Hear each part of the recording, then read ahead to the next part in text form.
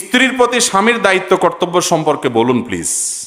নিশ্চয়ই এটা কোনো মহিলা প্রশ্ন করেছেন। কিভাবে বুঝলাম? কারণ উনি জানতে চাইছেন স্ত্রীর প্রতি স্বামীর কর্তব্য, হয়তো স্বামী এখানে আছে, এটারে সাইজ করা দরকার। অতএব হুজুর একটু বলেন তাকে যে আমার অধিকারগুলো কি কি, একটু বুঝাই দেন না এটাকে। ভালো, এটা দোষের কিচ্ছু না। মুশকিল হলো যদি এই প্রশ্ন, হয়তো বা কোনো পুরুষও দিতে পারেন, এটা আমি ধারণা করছি, এই প্রশ্ন যদি ধরেন একজন পুরুষ লেখেন, তখন উনি লিখবেন স্বামীর প্রতি স্ত্রীর দায়িত্ব কর্তব্য কি হুজুর একটু বলেন। আমরা সবাই অধিকার সচেতন, কর্তব্য সচেতন না। অথচ ইমানদার অধিকার সচেতন হতে পারে, তার চাইতে কর্তব্য সচেতন বেশি হবে। আমার অধিকার আমার স্বামী আদায় করছেন না, আমার অধিকার আমার স্ত্রী আদায় করছেন না, তিনি আল্লাহর কাছে পাপিষ্ট হবেন, অপরাধী হবেন। বাট আমার দায়িত্ব হলো আমার কর্তব্যগুলো আমি ঠিকমতো পালন করছি কিনা। কথা বুঝেন নাই? আমার কর্তব্য যদি পালনে আমি ত্রুটি করি, আল্লাহর কাছে আমি ধরা খাবো না। তবে আমারটা আমি ঠিকঠাক মতো আদায় করছি, উনি ত্রুটি করছেন, উনি আল্লাহর কাছে ধরা খাবেন। আমার সাময়িক একটু অসুবিধা হচ্ছে, কিন্তু আমার কোনো লস আখেরাতে হবে না। এটা হলো ইমানদারের থিঙ্কিং এবং চিন্তা ভাবনা। যাই হোক, যেহেতু মানে প্রশ্ন আসছে, যিনিই করেন, মহিলা করুক আর পুরুষ করুক, আমরা সাধারণত হাদিস বলার সময় সবাই যার যার পক্ষের হাদিসটা খুঁজি। আমাকে অনেক স্বামী বলে, হুজুর আপনার অনেক বক্তব্যের লিঙ্ক আমাদের বউরা আমাদেরকে পাঠায় এবং মেনশন করে, বলো দেখো মাইন্ড ইট, শুনো কি বলছে হুজুর। তো আমরা আবার এরকম খুঁজে বেড়ান লাগে যে কোথায় আপনি তাদের সম্পর্কে বলছেন, সেগুলো বাইর করা লাগে। অনেক সময় আমার দোষ দেয়, হুজুর আপনি এই পক্ষে একটু বেশি বলে ফেলছেন। তো আমি তো এত মাপজব করে বলি না ভাই। এখন খুঁজে খুঁজে মহিলারা তাদের বক্তব্যগুলো আপনারা শোনায়, হাদিস শোনায়।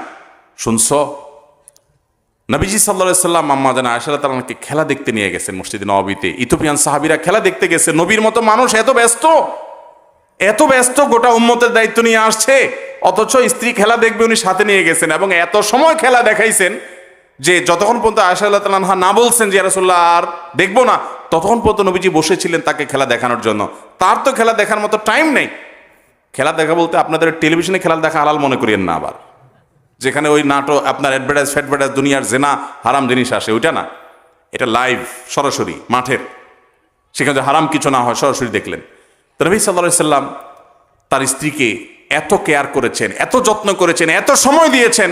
এই হাদিস বর্ণনা করার পর আম্মা জানা আয়েশা রাদিয়াল্লাহু তাআলা বলেছেন, ফাকদুরু কদরাল জারিয়াতিল হাদিসাতি সিন্নি আল হারিসাতি। আল্লাহ হবে, ও দুনিয়ার পুরুষেরা, তোমাদের অল্প বয়স্ক এই স্ত্রীরা, তরুণী মেয়েরা, তোমাদের স্ত্রী যারা থাকে, এদের ডিমান্ডগুলো, চাহিদাগুলো, তাদের শখগুলোকে তোমরা এইভাবে মূল্যায়ন করবা। এ হাদিস শোনায় বউয়ের স্বামীকে, এ হাদিস শুনো আম্মা জানা আয়েশা, হাদিস শোনো, মাইন্ড ইট, আমার ব্যাপারে একটু কেয়ার টেয়ার করবা। বউয়ে স্বামীর হাদিস না, স্বামীরে শোনায়। আবার স্বামীর শোনায় কি? স্বামীর শোনায় যে নবী সাল্লাল্লাহু আলাইহি সাল্লাম তুমি হাদিস শুনছো, তিনি বলছে আল্লাহর পরে যদি কাউকে সেজদা করা যাইতো তাহলে আমাকে করা লাগতো।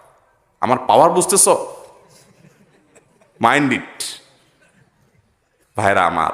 অথচ দরকার ছিল ওই প্রথম হাদিসটা স্বামী দেখা, যে আরে নবী সাল্লাল্লাহু আলাইহি সাল্লাম তার স্ত্রীকে এত সময় দিতেন, তাহলে আমি তো আমার স্ত্রীকে এরকম কেয়ার করা উচিত। আল্লাহ কোরআনে বলেছেন, ওয়াশিরুহুন্না বিল মারুফ, তোমরা স্ত্রীদের সাথে সংসার করবে, বসবাস করবে, সংসার করবে, একসাথে থাকবে সুন্দরভাবে।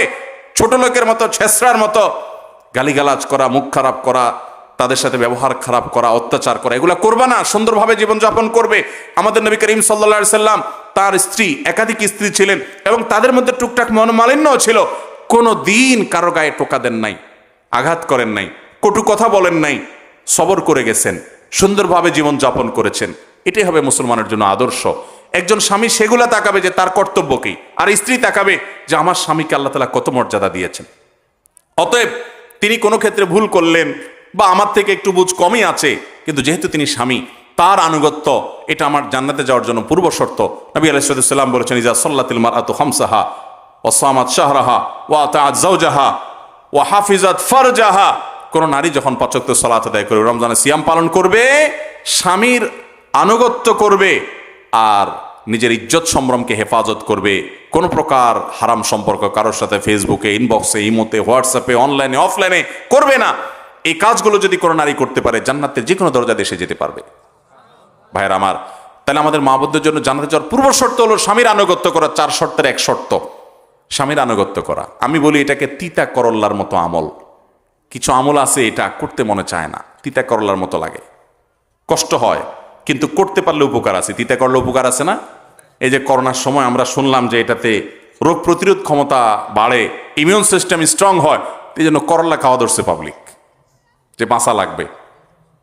তো ভাইরা আমার, মেয়েদের জন্য স্বামীর আনুগত্য এটা দুনিয়া থেকে উঠে গেছে। অনেক মেয়ে দেখবেন বোরকা পরে, নামাজ পড়ে, কোরআন তেলাওয়াত করে, তাসবিহ পড়ে, সবই ঠিক আছে, স্বামীর কথা মানতে রাজি না।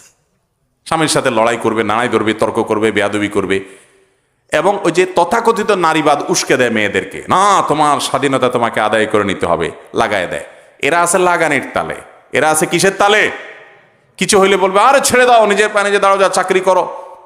এই ভদ্র মহিলা পরের কাহিনীটা তারা আর সামনে আনতে চায় না, অশান্তি করতে চায়, মিলেমিশে তাদেরকে রাখার জন্য চেষ্টা করে না। যাই হোক, অতএব একজন স্বামীর কর্তব্য হলো তার স্ত্রীর প্রতি তার সাথে তাকে ভরণ পোষণ দিবে, তার সকল বৈধ চাহিদাগুলো, বিশেষ করে শারীরিক প্রয়োজন পূরণ করবে, এবং সেই সাথে স্ত্রীর সাথে সুন্দরভাবে বসবাস করতে হবে। আল্লাহ বলেছেন ফামসিকুহুন্না বিমারুফিন বিল মারুফি আও সাররিহুন্না বিল মারুফ, তোমরা স্ত্রীদের সাথে বসবাস করতে হলে সুন্দরভাবে করবা, আর যদি বিচ্ছেদ হতে হয় সেটাও সুন্দরভাবে হতে হবে, অসুন্দর যেন না হয়, সুন্দর আচরণ করতে হবে। নবী করিম সাল্লাল্লাহু আলাইহি সাল্লাম বলেছেন খায়রুকুম লিআহলিহি ওয়া আনা খায়রুকুম লিআহলি, তোমাদের মধ্যেই যে এত মানুষ, এই মানুষগুলোর ভিতরে যারা বিবাহিত, এই বিবাহিত মানুষগুলোর ভিতরে সবচেয়ে ভালো মানুষ সে যা তার বউয়ের কাছে ভালো, যার বউ তাকে বলে যে আমার সাহেব, আমাদের আব্দুল্লাহর বাপ, ওনার মতো মানুষ হয় না, লোকটা ভালো মানুষ। এই সার্টিফিকেট কয়জন বিবাহিত বউর কাছে আদায় করতে পারবেন বলেন দেখি, বুকে হাত দিয়া বলতে পারবেন? বাসায় যায় আজকে জিজ্ঞাসা করেন যে আব্দুল্লাহর মা, হুজুরে বলছে যে বউর কাছে ভালো, সে নাকি আসলেই ভালো, আল্লাহর কাছেও ভালো, আমি মানুষটা কেমন একটু বলো তো। দেখবেন বেশিরভাগ আব্দুল্লাহর মারা ফিক করে হেসে দিছে। আব্দুল্লাহর মায়েদের ফিক করে হেসে দেওয়া মানে লক্ষণ খারাপ, মানে আপনি পাস মার্ক পাওয়ার উপযুক্ত, তোমার আর কি ভালো বলবো চান্দু, মুখে যেভাবে মুখ খারাপ করো তুমি, বাপমা তুলে কথা বলো, তোমার আর কি সার্টিফিকেট দিব। স্ত্রীদের সাথে ভালো আচরণ করবো তো ইনশাআল্লাহ। ইমানদার কখনো বউয়ের সাথে খারাপ আচরণ করবে? পৃথিবীর একজন মানুষ ভুল করবে না কিন্তু মাপ চাবে, ছোট হবে, তার নাম স্বামী। কারণ মেয়েরা, নবী রাসূলুল্লাহ সাল্লাল্লাহু আলাইহি ওয়াসাল্লাম বলেছেন, তাদেরকে বাঁকা হাট থেকে তৈরি করা হয়েছে, বেশি সোজা করতে যাবা ভেঙে যাবে। সব জায়গায় পোদ্দারি করবেন। আমি সবসময় বলি বাসা একটু বিড়াল হয়ে থাকবেন, বিড়াল হয়ে একটু বোকা হয়ে থাকবেন। আমি নিজে আমার বাসায় বাচ্চাদের সাথে, বাসার সবার সাথে এমনভাবে থাকি যে ওরা মনে করে এই লোকটা দুনিয়ার আসলে কিছুই বোঝে না। রীতিমতো ওই একটু একটা পাগল দেখলে যেরকম সবাই ঢেল মারে, ওইরকম সবাই ঢেল মারে। আমি তো এটাকে এনজয় করি যে আলহামদুলিল্লাহ। সব জায়গায় পণ্ডিতি করবেন না। কিছু লোক আছে বাইরে বেকুব সেকুব, দুনিয়ার কোনো কাজ করতে পারে না, কিন্তু বাসায় এসে বাঘ সাজে। ভদ্রলোক বাসায় বিড়াল থাকে, বাহিরে বাঘ থাকে, আর অভদ্রলোক ছোট লোক বাহিরে বিড়াল থাকে, বাসায় এসে বাঘ হয়ে যায়। কথা কি বুঝতে পারছেন? অতএব স্ত্রীদের সাথে দুরাচরণ করা বন্ধ করবেন তো ইনশাআল্লাহ, এছাড়া কখনো ভালো মুসলমান হতে পারবেন না। এখন তো সব মহিলাদের পক্ষের ওয়াজ চলে গেল, কারণ প্রশ্ন তো সেরকম আসছে। মহিলাদের কর্তব্য তো বলা দরকার, আছে না মহিলারা প্যান্ডেলে? আরে সর্বনাশ, তো বাসায় গেলে আজকে সব পুরুষগুলো সাইজ করে ফেলবে, আরেক মুসিবত। বোনরা তাদের হক, তাদের দায়িত্ব, তাদের কর্তব্য তারা পালন করবেন। কোন এক সালাফ বলেছেন, কোন এক সালাফের স্ত্রী বলেছেন, তাবেই বলেছেন যে এখনকার, তিনি তখনকার কথা বলেছেন, এখনকার যুগের নারীদের, মুসলমান নারীদের অধপতন হয়ে গেছে, যে স্বামীদেরকে তারা খুব একটা পাত্তা দেয় না। অথচ আমরা আমাদের স্বামীদেরকে, তিনি বলেছেন তার কথা, যে আমরা আমাদের স্বামীদেরকে, রাজাদেরকে প্রজারা যেরকম সম্মান করে আমরা সেরকম সম্মান করতাম। বোনরা, আপনার স্বামীকে সন্তুষ্ট করা, তাকে সম্মান করা, তাকে বড় করে রাখা, এটা আপনার জান্নাতে যাওয়ার জন্য পূর্ব শর্ত। কষ্ট হলেও, আপনার মানতে অসুবিধা হলেও, লোকটা একটু উল্টাপাল্টা হলেও, আপনি কখনো তার সাথে দুর্ব্যবহার করবেন না, বেয়াদবি করবেন না, মেনে চলবেন। আল্লাহ তাআলা তৌফিক দান করুন। দেখেন, ওই ঘুরে ফিরে আমি ওই কথায় চলে যাই। আমাদের মুরব্বী চাচা যারা আছেন প্যান্ডেলে, একটু কানে কানে জিজ্ঞেস করে দেখেন যে চাচির সাথে আপনার বোঝাপড়া কেমন। বিশ্বাস করেন, শতকরা 99% চাচারা দেখবেন যে দারুণ দরহম মরহম সম্পর্ক, দারুণ দরহম মরহম সম্পর্ক। কারণ তাদের মধ্যে ওই যে পারস্পরিক শ্রদ্ধা বোধ ছিল, ভুল ত্রুটি থাকলেও সেটাকে একটা পর্যায়ে সংশোধন করে নিত। আমি সবসময় বলি, দেখেন, ইবতেদায়ে ইশক और इंतहाए इश्क बराबर नहीं होता है। অনেকে দাম্পত্য জীবনে, বেশিরভাগ তরুণরা বিয়ের পরে প্রথম 1-2 মাস 3 মাস খুব মহব্বতে যায়, ইটিস পিটিস মেসেজ আদান প্রদান, বাদাম চানাচুর, আপনার এটা সেটা খাওয়া না খাওয়াই খুব মহব্বত চলে। এরপর আস্তে আস্তে যখন সামনে আগাইতে থাকে একটা বাচ্চা হয়ে যায়, এরপরে আস্তে আস্তে ইউক্রেন রাশিয়া যুদ্ধ বাঁধে। অনেক বেকুব আছে ওখান থেকে সংসার শেষ করে ফেলে।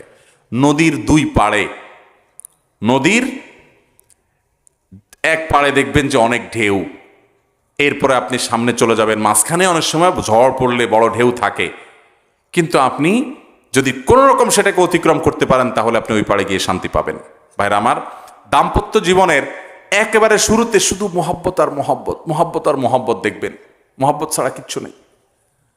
এরপরে মাঝখানে যখন যাবেন দেখবেন ঢেউ আর ঢেউ, অশান্তি, এটা নিয়ে গন্ডগোল, ওইটা নিয়ে গন্ডগোল, ফাসাদ, কথা কাটাকাটি, তর্ক বিতর্ক।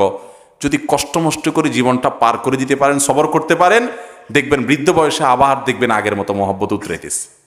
এটাই স্বাভাবিক। বুঝেন না কথা? বিশেষ করে মহিলাদেরকে আমি বলি যে স্বামী উল্টাপাল্টা করে, অত্যাচার করে, আপনার প্রতি জুলুম করে, আপনি অবশ্যই সম্ভব হলে প্রতিকার করেন, কিন্তু যদি সবর করার মতো হয় অবশ্যই সবর করেন। কারণ স্বামী সোজা হয়ে যাবে, আমি লিখে দিতে পারি আপনাকে। স্বামী সোজা হবে, তার বাপ মা সশস্ত্র গোষ্ঠী সহ সোজা হয়ে যাবে। কখন সোজা হবে জানেন? যখন ছেলে মেয়ে বড় হয়ে যাবে। মহিলারা প্রথমে শ্বশুরের সংসার, শ্বশুরবাড়িতে এসে শ্বশুর, শাশুড়ি, ননদ, স্বামী সবাই খোঁচাখুচি, আশপাশে মহিলারা তোমার বাপে কি দিছে, তোমার ভাইরা আসে নাই কেন, হান করছে, তান করছে, দুনিয়ার জ্বালা যন্ত্রণা ধরে কষ্ট হয়। কিন্তু যদি সবর করে সংসারে টিকে থাকতে পারে, আল্লাহ 2-4টা ছেলে মেয়ে দেয়, ছেলে মেয়েগুলো বড় হয়, তার বাহিনী হয়ে গেল। পোলাপান সব কার পক্ষে থাকে? 99% কার পক্ষে যায়? মায়ের পক্ষে। বাপের বিরুদ্ধে দেখবেন যে দাঁড়ায় গেছে। অতএব মহিলারা যদি কষ্ট করে সংসার টিকায় রাখতে পারেন, একসময় দেখবেন আপনার ডানে বাহিনী, বামে বাহিনী, সামনে বাহিনী, পিছনে বাহিনী, বুড়া এমনি সাইজ হয়ে গেছে। বুঝতে পেরেছেন কথা? বুড়া এমনি কি হয়ে যাবে? সাইজ হয়ে যাবে। অতএব সবর করে সংসার টিকানোর চেষ্টা করবেন। এই সেকুলাররা আপনাদের সংসার ভাঙার তালে থাকবে, আর আমাদের নবী সাল্লাল্লাহু আলাইহি ওয়াসাল্লাম সংসার জোড়ার জন্য চেষ্টা করতেন। একেবারে যদি থাকার মতো না হয় তখন অবশ্যই ভাঙা জায়েজ আছে, তালাকের রাস্তা আছে, কিন্তু সেটা হলো শেষ চিকিৎসা।